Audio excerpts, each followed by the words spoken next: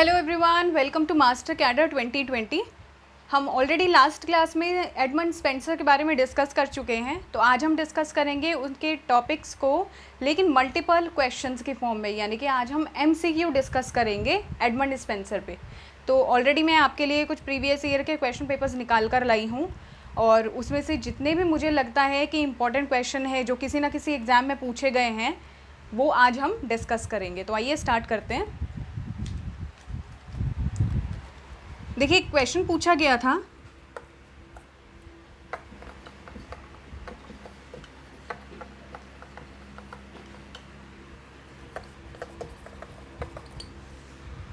Spencer has been held as the poets' poet.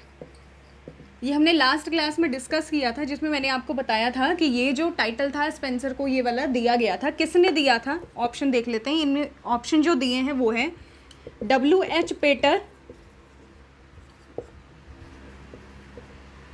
Charles lamb, Matthew Arnold, एक और दिया है इन्होंने। देखिए, ये मैंने आपको बताया था कि स्पेंसर को जो टाइटल दिया गया था द पोएट्स पोएट, वो दिया था चार्ल्स लैम्ब ने। तो ये वाले जो ऑप्शन है, बाकी तीन, W.H. पेटर, शेक्सपियर, मैथ्यू आर्नल्ड, ये ऑप्शन नहीं है। तो इसका आंसर हो जाता है चार्ल्स लैम्ब। नेक्स्ट क्वेश्चन देख लेते हैं।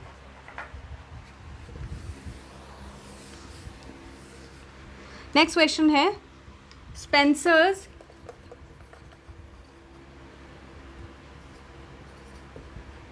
फेमस ओड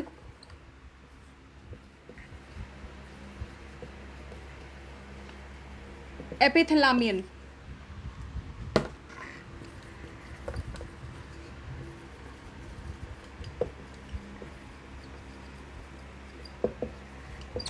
देखिए, जब हम डिस्कस कर रहे थे स्पेंसर, मैंने आपको ये बताया था कि बहुत बार क्वेश्चन पूछ लेता है कि एपिथैलामियन में किस ओकेजन के बारे में बात करता है। ऑप्शन जो इन्होंने दिए हैं वो है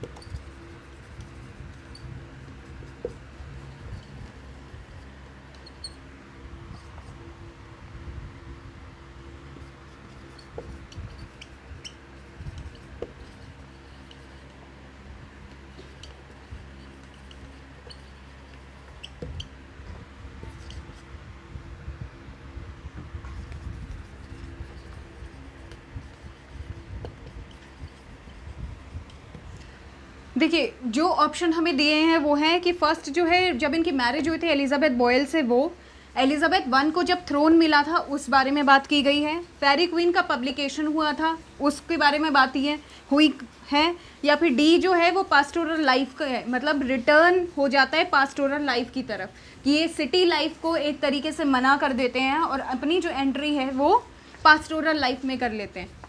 स्पेंसर के जो एपिथैलामियन है वो एक तरीका का मैरिज सॉन्ग है, और मैरिज सॉन्ग इन्होंने जब लिखा था तो इनकी शादी उस टाइम एलिजाबेथ बॉयले से हुई थी। तो ये वाला जो आंसर है मैरिज, यानी कि ये मैरिज सॉन्ग है, ये बिल्कुल करेक्ट आंसर है। नेक्स्ट क्वेश्चन देख लेते हैं।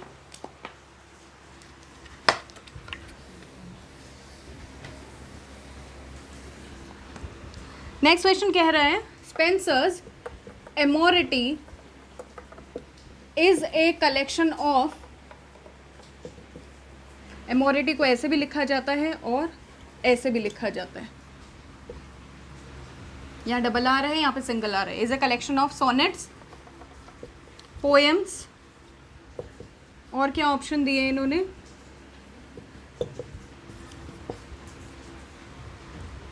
Odds, elegies.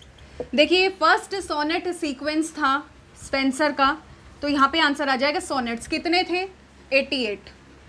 ओड्स नहीं है, एलिजीज नहीं है, पोएम्स नहीं है, सोनेट इसका करेक्ट आंसर है।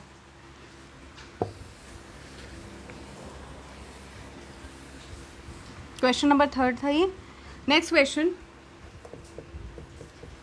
द शेपर्ड्स कैलेंडर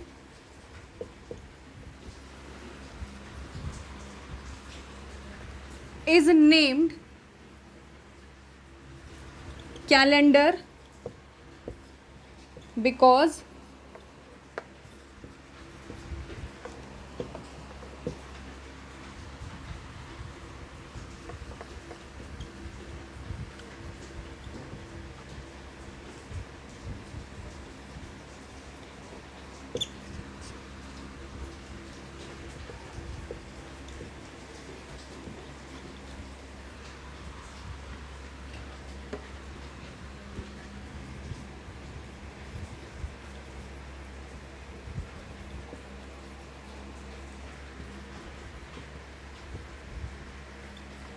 देखिए जो ऑप्शन दिए हैं वो ये है कि शेपर्ड्स कैलेंडर में जो कैलेंडर है, यानी कि ये जो वर्ड है इसका मतलब क्या है कि क्या ये एस्ट्रोलॉजिकल मैगजीन है, यूनियन ऑफ शेपर्ड्स है, एक्लॉग्स अबाउट एवरी मंथ है, या एक्लॉग्स हैं पूरे के पूरे महीनों के, या फिर ऑल द अबव है। ये नहीं है आंसर, शेपर्ड्स भी नहीं आते इसमें, शेपर्ड्स हैं लेकिन पास्टोरल फॉर्म में। एक्लॉग्स ऑफ या अबाउट एवरी मंथ है, हमने ये देखा था कि 12 मंथ्स का इसमें डिस्क्रिप्शन दिया गया है। 12 की 12 जो पोएम्स हैं वो पास्टोरल पोएम्स हैं, एलेगोरिकल उसमें इमेजरी को यूज़ किया गया है, इसलिए बी आंसर है, डी आंसर नहीं है। नेक्स्ट क्वेश्चन देख लेते हैं।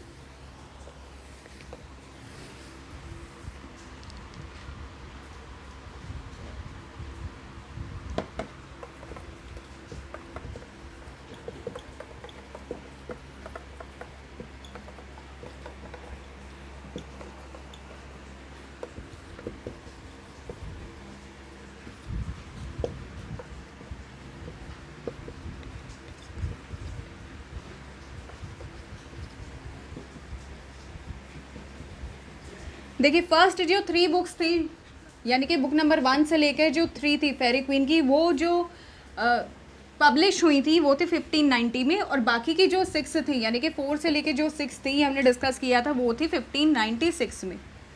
तो आपको 1596 भी ऑप्शन में दे सकता है, इसलिए आपको ये याद होना चाहिए कि जो 1590 में है उसमें फर्स्ट 3 बुक्स थी, बाकी 1596 में 4, 5, 6 यानी कि रेस्ट ऑफ द 3 बुक्स थी।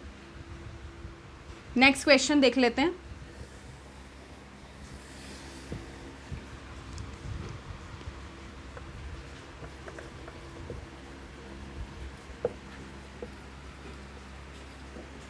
Who among the following is the central character in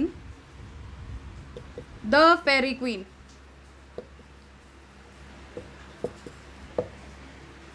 option देखते हैं क्या दिया हुआ है। कैलिडोर, किंग आर्थर,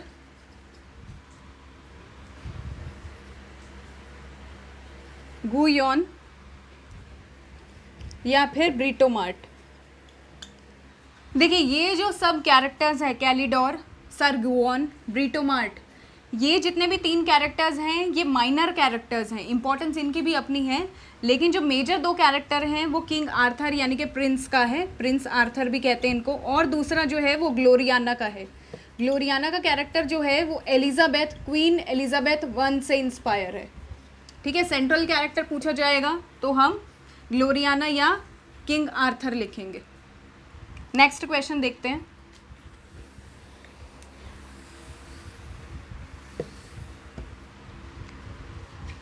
नेक्स्ट क्वेश्चन है the 12 knights in Faerie Queene, in the Faerie Queene represent 12। अब ऑप्शन देखिए क्या दिए हैं। सिंस, वर्च्यूज, फॉलीज या वाइसेस। जब हम डिस्कस कर रहे थे तब मैंने आपको ये बात बताई थी कि बेसिकली ये जो है इन 4 टॉपिक्स में से कोई एक ऐसा थीम है जो कि इसमें नाइट के थ्रू डिस्क्राइब किया गया, यानी कि ये जो मेन इसकी वैल्यू है उसके बारे में बताता है। किंग आर्थर जो हैं, जितने भी कैरेक्टर मेल कैरेक्टर हैं वो वर्च्यूज़ को रिप्रेजेंट करते हैं, यानी कि बहुत सारे उनके कैरेक्टर के थ्रू हमें अच्छी बातें सीखने को मिलती हैं, इसलिए वर्च्यूज़ इंपॉर्टेंट है। सिंस नहीं है, वाइसेस में नहीं है, फॉलीज भी नहीं है, तो आंसर हो जाएगा वर्च्यूज़। नेक्स्ट क्वेश्चन देखते हैं।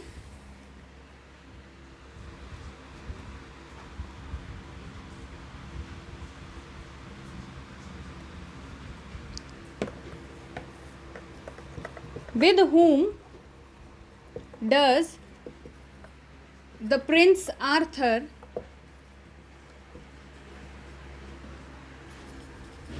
married in the end of the poem?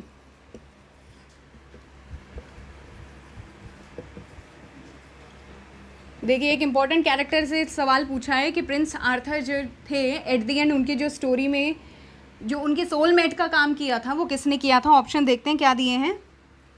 आर्टिगल,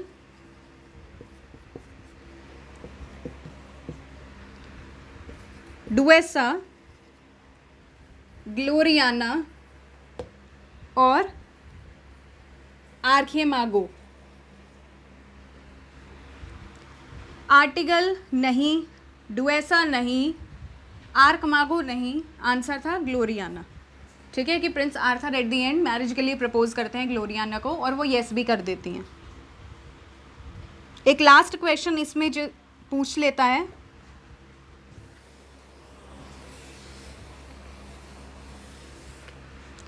whom did Spencer commemorate. Commemorate का मतलब होता है याद करना, कोमेमोरेट या फिर डेडिकेट भी कह सकते हैं। कोमेमोरेट इन दी एलिजी एस्ट्रोफिल। ये मैंने आपको बताया था कि स्पेंसर की जो एस्ट्रोफिल नाम की जो एलिजी है उन्होंने डेडिकेट की है सिडनी को।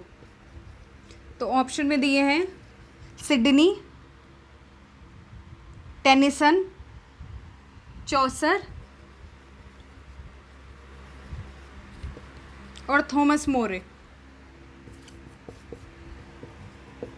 तो ये तो बहुत ही सिंपल सा था, क्योंकि हमने स्टार्टिंग में डिस्कस कर लिया था कि स्पेंसर ने एस्ट्रोफिल जो नाम की जो एलिजी है वो लिखी थी सर फिलिप सिडनी को। तो ये उनका करेक्ट आंसर है। सर फिलिप सिडनी के डेथ के बाद, डेथ जब उनकी हो गई थी तो ये डेडिकेट की थी स्पेंसर ने। और एक और चीज़ जो उन्होंने डेडिकेट की थी, इसका हमें प्रॉपर हिंट जब मिलता है, ये बहुत बाद में पता चला था कि द शेपर्ड्स कैलेंडर को भी, मतलब द शेपर्ड्स कैलेंडर में जो रेफरेंस मिलती है एज अ डेडिकेशन, वो भी हमें सिडनी की ही मिलती है। यानी कि सिडनी को उन्होंने दो चीज़ें डेडिकेट की थी, एक था द शेपर्ड्स कैलेंडर और दूसरी थी इनकी ये एलिजी एस्ट्रोफिल। तो आज हमने ऑलमोस्ट 10 क्वेश्चंस कवर कर लिए हैं, जो कि बहुत इंपॉर्टेंट है एग्ज़ाम पॉइंट ऑफ व्यू से। नेक्स्ट टाइम जो हम टॉपिक कवर करेंगे फिर मिलेंगे उस पर नेक्स्ट क्वेश्चन के साथ। तो अभी के लिए तो इतना ही है कि हमने आज एडमंड स्पेंसर कवर किया है और फिर से आई गेस आपकी रिवीजन हो गई होगी उस टॉपिक की। ठीक है, तो थैंक यू सो मच।